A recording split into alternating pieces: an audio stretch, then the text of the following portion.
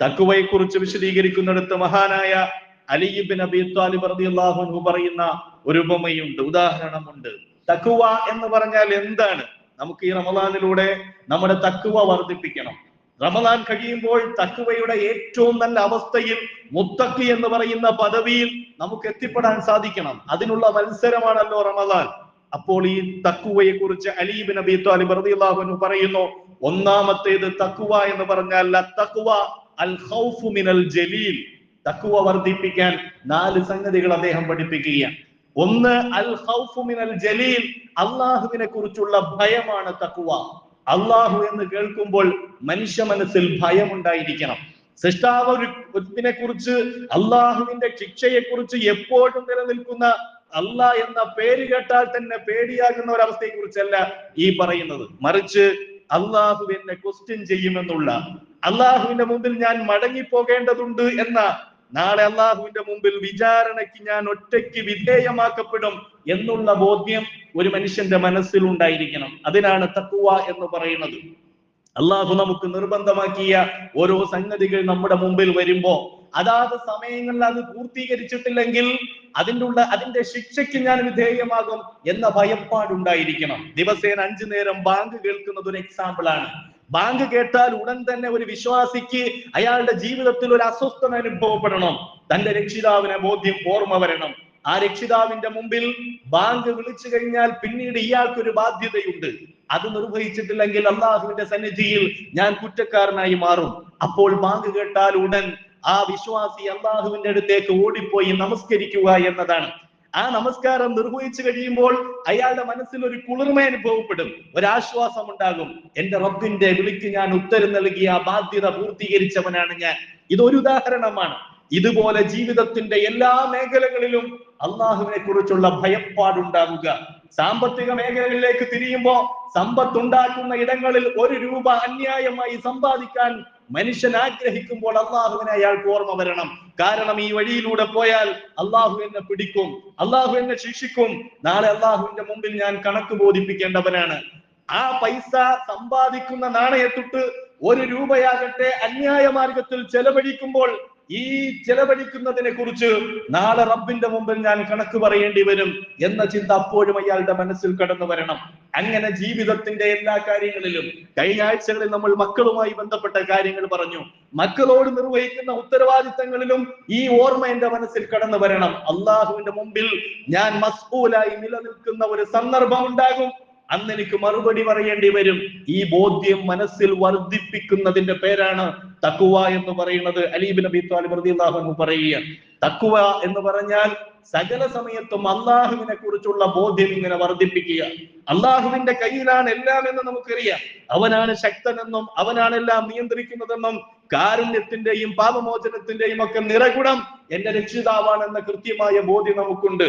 അതുകൊണ്ട് നമ്മൾ റഹ്മത്തിന് വേണ്ടിയും അതുപോലെ ഇസ്തിഗ്ഫാറിന് വേണ്ടിയും ഒക്കെ അള്ളാഹുവിനോട് പ്രാർത്ഥിക്കും.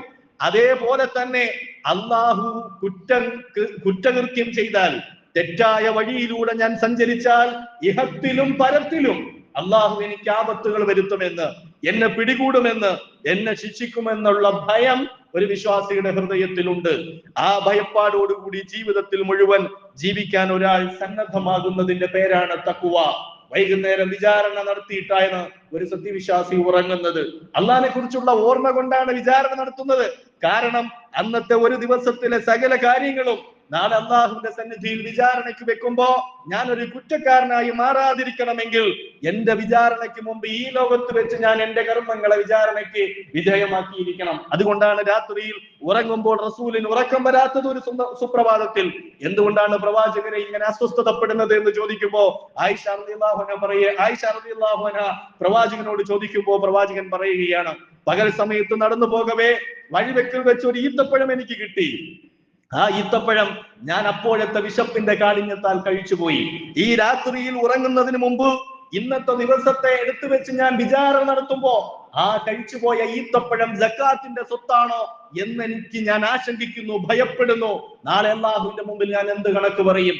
ഉറങ്ങുന്നതിന് മുമ്പ് രാത്രിയിൽ നേരം വെളുത്ത് പകലന്തിയോളം പല പല പരിപാടികളിലായി നിറഞ്ഞു നിൽക്കുന്ന പ്രവാചകൻ ഉറങ്ങുന്നതിന് മുമ്പ് വീണ്ടും വിചാരം നടത്തുകയാണ് സ്വന്തം ജീവിതത്തെ. അപ്പോഴാണ് ആ ജീവിതത്തിൽ ഒരു അപാകത കണ്ടെത്തുന്നത്. ആ അപാകതയെ മുൻനിർത്തി അള്ളാഹുവിനെ പേടിക്കുകയാണ് പ്രവാചകൻ. ഈ ഭയം, ഈ പേടി ജീവിതത്തിൽ ഉടനീളം നിലനിർത്തുന്നതിന്റെ പേരാണ് തഖ്വ എന്ന് അലി ഇബ്നു അബീ ത്വാലിബ് റളിയല്ലാഹു അൻഹു പറയുകയാണ്. രണ്ടാമത് അദ്ദേഹം പറയുന്നു വൽ അമലു ബിത്തൻസീൽ, ജീവിതത്തെ നിർമ്മിച്ചെടുക്കുക പരിശുദ്ധ ഖുർആനിന്റെ ബേസിൽ. അവതരിച്ചു കൊണ്ടിരിക്കുന്ന പരിശുദ്ധ ഖുർആൻ എന്ന മഹത്തായ അനുഗ്രഹത്തിന്റെ ബേസിൽ ആ ഖുർആൻ അനുസരിച്ച് ജീവിതത്തിലെ എല്ലാ കാര്യങ്ങളും നിർമ്മിച്ചെടുക്കുന്നതിന്റെ പേരാണ്, അഥവാ എല്ലാ പണികളും ഖുർആൻ അനുസരിച്ച് മാറ്റുന്നതിന്റെ പേരാണ് തഖ്വ. നമ്മൾ ആലോചിച്ച് നോക്ക്, തഖ്വയുള്ളവരാകാൻ നമ്മൾ ആഗ്രഹിക്കുകയാണ്, മുത്തഖിയാകാൻ ആഗ്രഹിക്കുകയാണ്. എന്നിട്ട് ഞാൻ എന്ത് പണിയാണ് എടുക്കുന്നത് എന്ന് നമ്മൾ ആലോചിക്കണം. റമദാനിൽ നോമ്പ് പിടുത്തം മാത്രം അള്ളാഹുവിന് അത്തരക്കാരുടെ നോമ്പ് ആവശ്യമില്ല എന്ന് പലയാവർത്തി നമ്മൾ കേട്ടിട്ടുള്ളതാണ്. കമ്മിൻ സ്വാഇമിൻ, എത്ര നോമ്പുകാരുണ്ട്. ലൈസ ലഹു മിൻ സിയാമിഹി ഇല്ല ളമഅ വൽ ജൂഅ, ഒരു റമദാൻ മാസം മുഴുവൻ അവസാനിക്കുമ്പോ അവർ സ്വന്തമാക്കുന്നത് പട്ടിണിയും ദാഹവും മാത്രമാണ്, മറ്റൊന്നുമില്ല. എന്ന് വെച്ചാൽ ആത്മാവിൽ നേരത്തെ പറഞ്ഞ അള്ളാഹുവിനെ കുറിച്ചുള്ള ഭയം വർദ്ധിച്ചിട്ടില്ല, ജീവിതം പരിശുദ്ധ ഖുർആൻ അനുസരിച്ച് മാറ്റി പണിഞ്ഞിട്ടില്ല, ദാഹവും പട്ടിണിയും മാത്രം അവസാനിപ്പിക്കുന്ന നോമ്പുകാർ. ആ അത്തരം നോമ്പുകാരുടെ നോമ്പ് ജീവിതം ശരിപ്പെടാത്തവന്റെ അന്നപാനീയങ്ങളുടെ വർജനം അള്ളാഹുവിന് ആവശ്യമില്ല എന്ന് നേരത്തെ റസൂൽ സല്ലല്ലാഹു അലൈഹി വസല്ലം പറഞ്ഞു വെച്ചിട്ടുണ്ട്. അതുകൊണ്ട് പ്രിയമുള്ളവരെ, നോമ്പ് പിടിക്കുന്ന നമ്മൾ ഖുർആൻ അനുസരിച്ച് നമ്മുടെ ജീവിതത്തെ സൃഷ്ടിച്ചെടുക്കാൻ, അതിനെ മാറ്റിപ്പണിയാൻ നമുക്ക് കഴിയണം. ഏത് മേഖലയിലും രാവിലെ എഴുന്നേൽക്കുമ്പോൾ ഉറക്കം മുതൽ പിന്നീടുള്ള നമ്മുടെ വായനകൾ, നമ്മുടെ ഓൺലൈൻ മീഡിയകൾ, നമ്മുടെ ഇൻസ്റ്റഗ്രാമും ഫേസ്ബുക്കും അതുപോലെ വാട്സപ്പും, അവിടങ്ങളിലെല്ലാം സൂക്ഷ്മതകൾ ഉണ്ടല്ലോ. എല്ലാ ഇടങ്ങളിലും നമ്മൾ അള്ളാഹുവിന്റെ ഖുർആൻ അനുസരിച്ച് നമ്മുടെ ജീവിതത്തെ സൃഷ്ടിച്ചെടുക്കുന്നതിൽ നിങ്ങൾ എവിടെ നിൽക്കുന്നു? അതിനാണ് തഖ്വ എന്ന് പറയുന്നത്. പലരും പല തട്ടുകളിലായിരിക്കും. വസ്ത്രം എടുക്കുമ്പോ, വീട്ടിൽ ഭക്ഷണം ഉണ്ടാക്കുമ്പോ, വീട് വെക്കുമ്പോ, വാഹനം വാങ്ങുമ്പോ, ജീവിതവുമായി ബന്ധപ്പെട്ട മറ്റു പലതിലും ഇടപെടുമ്പോ, രാഷ്ട്രീയ കാര്യങ്ങളിൽ ഇടപെടുമ്പോ, സാമൂഹിക കാര്യങ്ങളിൽ ഇടപെടുമ്പോ, കലാ സാംസ്കാരിക പരിപാടികളിൽ ഇടപെടുമ്പോ, നമ്മുടെ മക്കളെ വിദ്യാഭ്യാസത്തിന് പറഞ്ഞയക്കുമ്പോ, അവരുടെ സ്കൂളുകളിൽ അവർ പല പരിപാടികൾക്കും പങ്കുചേരുമ്പോ എന്ന് തുടങ്ങി അവരുടെ വിവാഹ കാര്യം വരുമ്പോ, അങ്ങനെ സാമൂഹികവും രാഷ്ട്രീയവുമായ എല്ലാ ഇടപെടലുകളിലും അള്ളാഹു പറഞ്ഞ പ്രകാരം ജീവിതത്തെ സൃഷ്ടിച്ചെടുക്കാൻ ഒരാൾ പണിയെടുക്കുന്നതിന്റെ പേരാണ് തഖ്വ എന്ന് അലി ഇബ്നു അബീ ത്വാലിബ് റളിയല്ലാഹു അൻഹു പ്രിയമുള്ളവരെ പഠിപ്പിക്കുകയാണ്. മൂന്നാമത് അദ്ദേഹം പറയുന്നു വൽ ഖനാഅതു ബിൽ ഖലീൽ, ഒരു മനുഷ്യനിൽ തഖ്വയുണ്ടാകുന്നതിന്റെ മൂന്നാമത്തെ ലക്ഷണം അള്ളാഹു നൽകുന്ന, അള്ളാഹു എന്താണോ അയാൾക്ക് നൽകിയിട്ടുള്ളത് ആ നൽകിയതിൽ തൃപ്തിപ്പെട്ട് ജീവിക്കലാണ്, സംതൃപ്തനായി ജീവിക്കലാണ്. അത്തരം സംതൃപ്തികൾ ജീവിതത്തിൽ ഇല്ലെങ്കിൽ മനുഷ്യൻ വലിയ പടുകുഴികളിൽ ചെന്ന് ചാടും. അങ്ങനെ ചെന്ന് ചാടിയതിനു ശേഷം രക്ഷപ്പെടാൻ 5ഉം 6ഉം പേരെ ഒരുമിച്ച് കൊല്ലേണ്ടി വരും അയാൾക്ക്. പിന്നീട് അവരുടെ കുടുംബം കുറ്റസമ്മതം നടത്തും. വലിയ വലിയ പലിശയ്ക്ക് പണമെടുത്തതാണ് ഈ നാശത്തിന്റെ കാരണമെന്ന് ഈ കൊലയാളിയുടെ പിതാവ് എന്ന് പറയുന്നത് നമ്മൾ കാണുന്നുണ്ട്. മനുഷ്യന്റെ ആർത്തി മനുഷ്യനെ വഴികേടിൽ കൊണ്ട് ചാടിക്കും. സൂക്ഷ്മതയില്ലാത്ത ജീവിതം മനുഷ്യനെ വഴികേടിൽ എത്തിക്കും. അസ്വസ്ഥതകൾ നിറഞ്ഞ ജീവിതമായിരിക്കും അള്ളാഹു നൽകിയതിൽ തൃപ്തിയില്ലാതെ ജീവിക്കുന്നവന് ഉണ്ടാകാൻ പോകുന്നത് എന്ന് പരിശുദ്ധ പ്രവാചകൻ സല്ലല്ലാഹു അലൈഹി വസല്ലം പഠിപ്പിച്ച ഹദീസുകളിൽ ധാരാളമായി കാണാൻ സാധിക്കും. ഇവിടെ അലി ഇബ്നു അബീ ത്വാലിബ് റളിയല്ലാഹു അൻഹു പറയുന്നു വൽ ഖനാഅതു ബിൽ ഖലീൽ, ഈ റമദാനിൽ നമ്മൾ പ്രാക്ടീസ് ചെയ്യുന്നത് അതാണ്. അസ്വസ്ഥപ്പെടുന്ന മനസ്സിനെ പിടിച്ചു നിർത്തലാണ്. അസ്വസ്ഥപ്പെടുന്ന മനസ്സിനെ, പിടിതരാതെ ഓടിക്കൊണ്ടിരിക്കുന്ന മനസ്സിനെ, ആർത്തിയുടെ മനസ്സിനെ, വെപ്രാളത്തിന്റെ ഒരു മനസ്സിനെ, വിഭ്രാന്തിയുടെ ആത്മാവിനെ പിടിച്ചുകെട്ടി ശാന്തമാക്കുന്ന പ്രക്രിയ ഈ റമദാനിൽ നമ്മൾ നടത്തും. അത് തഖ്വയുടെ ഭാഗമാണ് എന്ന് അലി ഇബ്നു അബീ ത്വാലിബ് റളിയല്ലാഹു അൻഹു പറയുകയാണ്. പ്രിയമുള്ളവരെ, നമ്മുടെ കൈവശം എന്താണോ ഉള്ളത് ആ ഉള്ളത് അങ്ങനെ തന്നെ എക്കാലത്തും നിലനിർത്തണമെന്ന് ഇസ്ലാം പഠിപ്പിക്കുന്നില്ല, അങ്ങനെ പറഞ്ഞിട്ടുമില്ല. ഇന്നിനേക്കാൾ നല്ല നാളേക്ക് വേണ്ടി നിങ്ങൾ പണിയെടുക്കണം.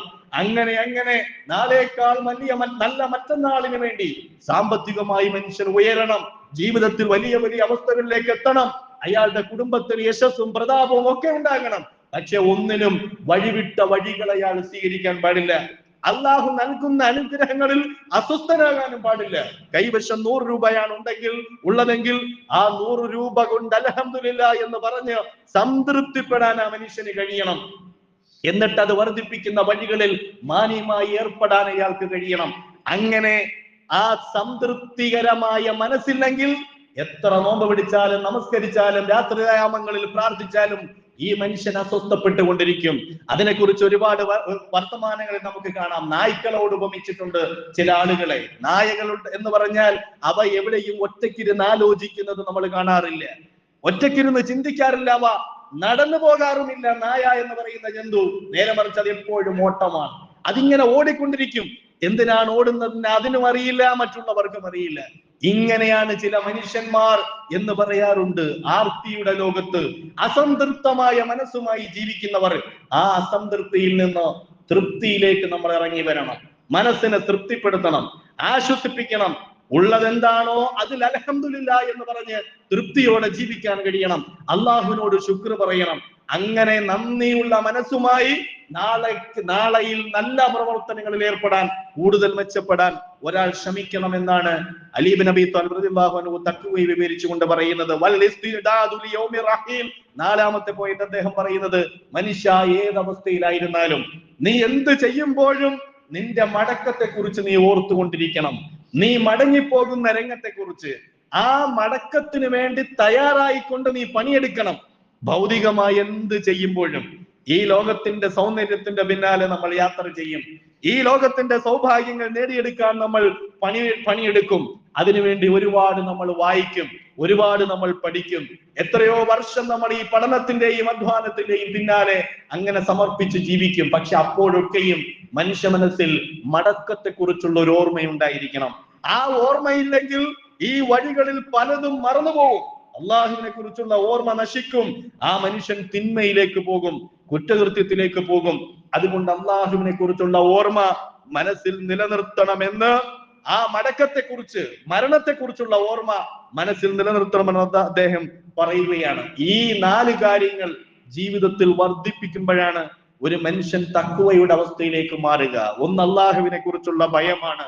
2, പരിശുദ്ധ ഖുർആൻ അനുസരിച്ച് ജീവിതം സൃഷ്ടിക്കലാണ്. മൂന്നാമത്തേത്, ഉള്ളതിൽ സംതൃപ്തിപ്പെട്ട് ജീവിക്കാൻ മനസ്സിനെ, ആത്മാവിനെ പരിശീലിപ്പിക്കലാണ്. 4, മരണത്തിന് വേണ്ടിയുള്ള തയ്യാറെടുപ്പാണ്. എന്തെല്ലാം എന്റെ സ്വർഗത്തിന് വേണ്ടി ഞാൻ ഒരുക്കി വെച്ചിട്ടുണ്ട് എന്ന് തിരിഞ്ഞു നോക്കലാണ്. ഈ ലോകത്തിന് വേണ്ടി ഒരുപാട് കാര്യങ്ങൾ നമ്മൾ ഒരുക്കിയിട്ടുണ്ട്, ഒരുപാട് അധ്വാനിക്കുന്നുണ്ട്, ജീവിതത്തിൽ ഓരോ ദിവസവും നമ്മൾ പണിയെടുക്കുന്നുണ്ട്. പക്ഷേ നാളെ പരലോകത്തിലെ ഉന്നതമായ, സ്വർഗത്തിലെ ഉന്നതമായ പദവികൾക്ക് വേണ്ടി ഞാൻ എന്തെല്ലാം സംവിധാനിച്ചിട്ടുണ്ട് എന്ന് ആലോചിച്ചു കൊണ്ടേയിരിക്കുക. ഏത് സമയത്തും മരണം സംഭവിക്കാം. ആ മരണത്തിന് അയാൾ സന്നദ്ധനായിരിക്കുന്നതിന്റെ പേരാണ് തഖ്വ. നിങ്ങൾ മരിക്കാൻ സന്നദ്ധമാണോ എന്ന് ഒരാൾ ചോദിച്ചാൽ ഒരാഴ്ച കഴിയട്ടെ എന്ന് അയാൾ പറയരുത്. ഒരാഴ്ച കഴിയട്ടെ എന്ന് പറയരുത്. കാരണം അത് നമ്മുടെ ആഗ്രഹമാണ്. ആഫിയത്തോടു കൂടി 10-90 വയസ്സ് വരെ ജീവിക്കുക എന്നത് മനുഷ്യന്റെ ആഗ്രഹവും പ്രാർത്ഥനയുമാണ്. പക്ഷെ അതിനു മുമ്പ് അള്ളാഹുവിന്റെ തീരുമാനം വന്നാൽ ആ തീരുമാനത്തിന് മടങ്ങിപ്പോകാൻ അയാൾ സന്നദ്ധനായിരിക്കണം. അതുകൊണ്ടാണ് റസൂൽ സല്ലല്ലാഹു അലൈഹി വസല്ലം പരിശുദ്ധ ഖുർആൻ കടത്തെ കുറിച്ച് പറഞ്ഞത്. ആളുകളുമായി ബന്ധപ്പെട്ട ഇടപാടുകൾ ഉണ്ടെങ്കിൽ അത് നിങ്ങൾ രേഖപ്പെടുത്തി വെക്കണം എന്ന് പറഞ്ഞതിന്റെ കാരണം, അയാൾ മരിച്ചു പോയാലും, ഉടനെ പെട്ടെന്ന് മരിച്ചു പോയാൽ ആ കടബാധ്യത അയാളുടെ ബന്ധുക്കൾ ഇത് നോക്കിയിട്ട് തീർക്കണം. കാരണം എപ്പോ മരിച്ചു പോകുമെന്ന് അറിയത്തില്ല. അപ്പോൾ അങ്ങനെ കടങ്ങളുടെ പേമാരി, 65 ലക്ഷം രൂപയുടെ കടമാണ് ഒരു കുടുംബത്തിന് വന്നത് എന്ന് ഇപ്പോൾ നമ്മൾ കാണുകയാണ്. എങ്ങനെ ഉണ്ടായി? പലവിധ ആർഭാട ജീവിതത്തിന്റെ പിന്നാലെ, അല്ലെങ്കിൽ പല വിധത്തിലുള്ള ആൾക്കാർ മോഹത്തിന്റെ പിന്നാലെ അങ്ങനെ പോണത്. വീട് വേണ്ടേ? വീട് വേണം. വണ്ടി വേണ്ടേ? വണ്ടി വേണം. മക്കൾക്ക് വിദ്യാഭ്യാസം വേണ്ടേ? വേണം. നല്ല ജീവിതം വേണ്ടേ? വേണം. എങ്ങനെ ചിന്തിച്ച് ചോദ്യങ്ങൾ ഒരുപാടുണ്ടാകും. അവസാനം ഉത്തരങ്ങൾ എന്താണ് ഇതിന്റെ? അതിനെല്ലായിടത്തും കടം വാങ്ങുകയാണ്. ഇനി ആരോടും ചോദിക്കാനില്ലാത്ത വിധം കടം വാങ്ങുകയാണ്. അങ്ങനെ വലിയ വീടും സൗകര്യങ്ങളും എല്ലാം ഉണ്ടാക്കി വെച്ചിട്ട് ഒരുത്തൻ എറണാകുളത്ത് ചെയ്തത് തൊട്ടടുത്ത ബാങ്ക് വന്നിട്ട് കൊള്ളയടിച്ചുകൊണ്ട് പോവുകയാണ്. 15 ലക്ഷം കൊള്ളയടിച്ച് 10 ലക്ഷം കടം വീട്ട്. എന്ത് സിമ്പിളായ പരിപാടിയാണ്! കടം വീട്ടാൻ അവസാനം വല്ലുമ്മയെ കൊന്നിട്ട് താലിമാല കൊണ്ടുപോവുകയാണ്. ആ മാല എടുത്തുകൊണ്ട് പോവുകയാണ്. അത് കടയിൽ വിറ്റ് ആ പൈസയിൽ നിന്ന് കൊണ്ടുവന്ന് കടം വീട്ടുകയാണ്. നമ്മൾ ആ ഒരുപാട് പാഠങ്ങൾ, പ്രിയമുള്ളവരെ, ഈ ദുരന്തത്തിൽ നിന്നും, ഈ കൊലപാതകങ്ങളിൽ നിന്നും പഠിക്കണം. നമ്മൾ നമ്മുടെ പെൺപിള്ളാരെല്ലാം സ്നേഹത്തിന്റെ പ്രണയത്തിന്റെ പിന്നാലെ ഇറങ്ങിത്തിരിക്കുന്ന ഒട്ടനവധി പെൺകുട്ടികൾക്കും ഇതിൽ പാഠങ്ങളുണ്ട്. നമ്മുടെ വീട്ടിലെ മക്കൾക്ക് ഇതിൽ പാഠങ്ങളുണ്ട്. ഇന്നലെ കണ്ടവനെ സ്നേഹിക്കുക, അവന്റെ പിന്നാലെ പോവുക, വീട്ടുകാര് സ്വപ്നം പോലെ അവർക്ക് വാങ്ങിക്കൊടുത്ത സ്വർണങ്ങൾ ഈ വഴിവക്കിൽ കണ്ടവർക്ക് കൊണ്ടുപോയി കൊടുക്കുക, അവൻ അത് വിറ്റ് തിന്നുക, അവസാനം ഗതികേട് വരുമ്പോ പെണ്ണിനെ വിളിച്ചു വരുത്തി തലക്കടിച്ച് കൊല്ലുക. എത്ര വാർത്ത കേട്ടാലും നമ്മുടെ മക്കളാരും പഠിക്കുകയില്ല. ഒരുപാട് പാഠങ്ങൾ ഇത്തരം കൊലപാതകങ്ങളിൽ നമ്മൾ കാണുന്നുണ്ട്, പഠിച്ചെടുക്കാൻ നമുക്കുണ്ട്. പ്രിയമുള്ളവരെ, അതുകൊണ്ട് തഖ്വ വർദ്ധിപ്പിക്കുക എന്ന് പറഞ്ഞാൽ ഈ പറഞ്ഞ 4 കാര്യങ്ങൾ നമ്മുടെ ജീവിതത്തിൽ മരണഭയം എപ്പോഴും ഉണ്ടായിരിക്കണം. അതിനുവേണ്ടി നമ്മൾ സന്നദ്ധമായിരിക്കണം. അമിതമായ കടബാധ്യതകൾ നമ്മുടെ മേൽ വലിച്ചിടാതിരിക്കാൻ മനുഷ്യൻ ശ്രദ്ധിക്കണം, ലളിതമായി ജീവിക്കണം. പ്രവാചകൻ സല്ലല്ലാഹു അലൈഹി വസല്ലമയെ പറ്റി പറയുന്നത്, നമ്മളാരും പട്ടിണിയൊന്നും കിടന്നിട്ടില്ല. നമ്മുടെ വീട്ടിലൊന്നും പട്ടിണികൾ വളരെ കുറവാണ്. ചെറിയ ഞെരുക്കങ്ങളൊക്കെ ഉണ്ടായിരുന്നിരിക്കാം. പ്രവാചകന്റെ വീട്ടിൽ പലപ്പോഴും പട്ടിണിയായിരുന്നു, അടുപ്പ് പുകയാറില്ലായിരുന്നു, ഒന്നിടവിട്ട് മാത്രം അടുപ്പ് പുകയുമായിരുന്നു. ഇതൊക്കെ റസൂൽ പഠിപ്പിക്കുന്നത് എന്തുകൊണ്ടാണ്? വഴിവിട്ട ജീവിതം നയിക്കാതെ നന്മയുടെ വഴികളിൽ റസൂല് പരിമിതപ്പെടുത്തിയത് കൊണ്ടാണ്. ബാങ്കിൽ നിന്ന് ലോൺ എടുത്തിട്ട് ചിക്കൻ ബിരിയാണി തിന്നണമെങ്കിൽ ആ രീതി അന്നും സ്വീകരിക്കാമല്ലോ. വഴിവിട്ട ജീവിതത്തെ പ്രോത്സാഹിപ്പിക്കാമല്ലോ, പലിശ സ്വീകരിക്കാമല്ലോ, മോഷണം വഴിയായി സ്വീകരിക്കാമല്ലോ. പക്ഷെ അത്തരം വഴികളെല്ലാം ഈ മടങ്ങിപ്പോകണം എന്ന ആ ചോദ്യത്തിന്റെ ആ ചിന്തയുടെ മുമ്പിൽ അപ്രസക്തമായി പോകണം. എല്ലാ വഴിവിട്ട വഴികളും അള്ളാഹുവിന്റെ സന്നിധിയിലേക്ക് ഞാൻ മടങ്ങും. ഈ തിന്മയിൽ നിൽക്കവേ ആയിരിക്കും ഒരുപക്ഷെ എന്റെ റൂഹ് പിടിക്കുന്നത്. ഈ തെറ്റായ വഴിയിലൂടെ സഞ്ചരിക്കുമ്പോഴായിരിക്കും ഒരുപക്ഷെ എന്റെ മടക്കമെങ്കിൽ ഈ വഴിയിൽ നിന്ന് രക്ഷപ്പെടുക സാധ്യമല്ല. അള്ളാഹുവിന്റെ അടുത്ത് ഞാൻ കുറ്റക്കാരനായി മാറും എന്ന ബോധ്യം നമുക്ക് ഓരോരുത്തർക്കും ഉണ്ടായിരിക്കണം. ഈ ബോധ്യത്തെ വളർത്തുന്നതിന്റെ പേരാണ് തഖ്വ എന്ന് പ്രിയമുള്ളവരെ അലി ബിൻ അബീ ത്വാലിബ് റളിയല്ലാഹു അൻഹു പഠിപ്പിക്കുകയാണ്. അതുകൊണ്ട് ഈ റമദാൻ മാസത്തിൽ തഖ്വയ്ക്ക് വേണ്ടി നമ്മൾ ധാരാളമായി പണിയെടുക്കുകയും അതിനെ വളർത്താൻ ശ്രമിക്കുകയും ചെയ്യണം.